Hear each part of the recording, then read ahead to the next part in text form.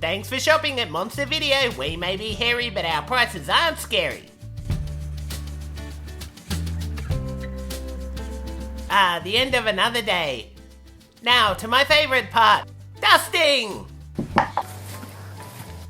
Bleep Blue! Yes, Mr. Gribble? Fleet, look at this place. The video's piling up everywhere. This movie is about a killer fart, and this one just sticks. Remember, if you will, my fuzzy little friend, back in the good old days, business was booming and there was only one format. What about beta? Nobody cares about beta, the golden age of video rental, where the cops would just burst in your door and rid you of all the vile smut. Now it's everywhere like a virus. Every movie has an audience. I like to see us as a museum of... What's that? I told you no friends at work. But I'm just a feather duster. Neeps, I've got an idea. Yeah, I've got a special job for you. I need you to go through all these nasties and weed out the filth that's been polluting my store. And since you keep going on about all the extra time you've got, you can see this as an out-of-work extracurricular activity. Now, I can't pay you, but you'll get some good experience. Sounds good? Start with this. A horror movie? If you want to keep your job, you better get going. Okay, Mr. Gribble. I won't let you down. Okay, so you happy with your setup? Hey, yep, how's my hair looking? Looks good. You look cute. Hang on. Haha. Just fix that. Alright, thank you. And this is Intruder. That's the movie you're talking about? Yep. Yeah, hang on. I'll put it there for you. That's okay? Where'd you put your sign? Over there. Over there? This one. Do you like it? I love it. It took me a lot of time. Let's get going. Have you ever bought or rented a videotape that wasn't quite right? It's the Meep Moop Show, episode 1 starring me, Meep Moop. Today we'll be talking about Intruder from 1989, so without any further ado, let's start. Yay! I'm just crazy about this store. Intruder.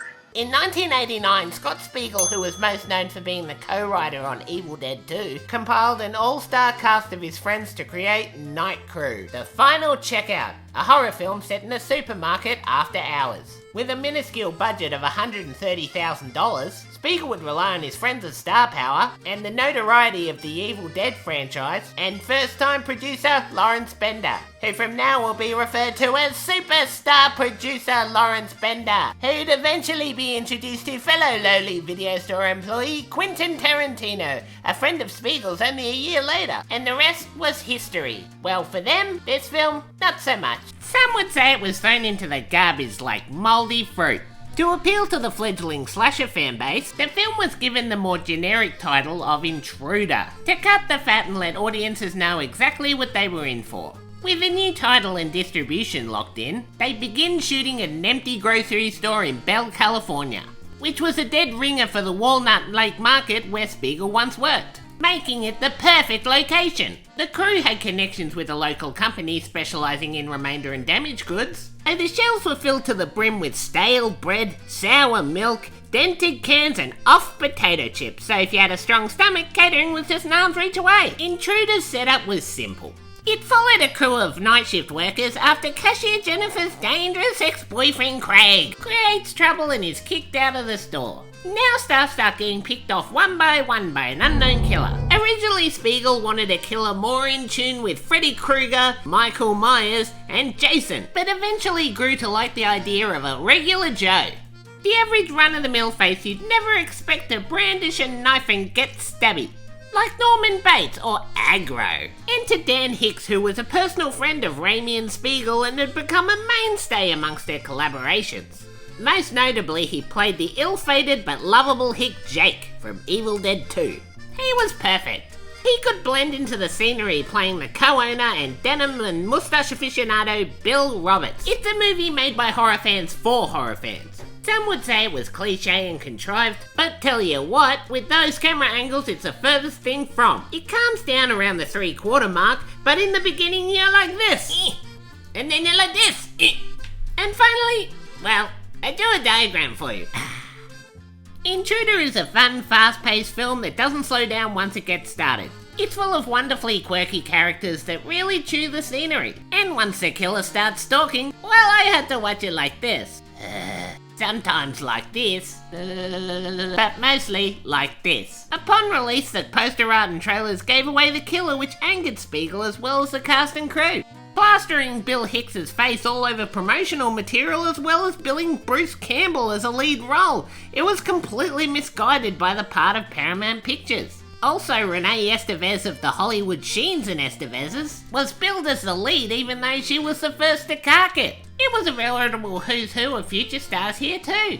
You had Sam Raimi as Randy the Butcher, Ted Raimi as Produce Joe, who's definitely never had OH&S training on how to use a knife and better yet cut a watermelon. This was a passion project by all involved and one that was thoroughly enjoyable from start to finish. Intruder could have garnered quite the cult following, but mishandling just like The Dead Next Door, sometimes studios have dug a film's grave before it's even released. Sadly, Intruder suffered from this and thus forgotten and left to gather dust. I was surprised to be so entertained by The Intruder from start to finish. It was like a game of Cluedo where I was desperately trying to figure out the identity of our shadow-dwelling fiend. Intruder is a film that keeps the viewer invested and constantly shakes things up. I give it a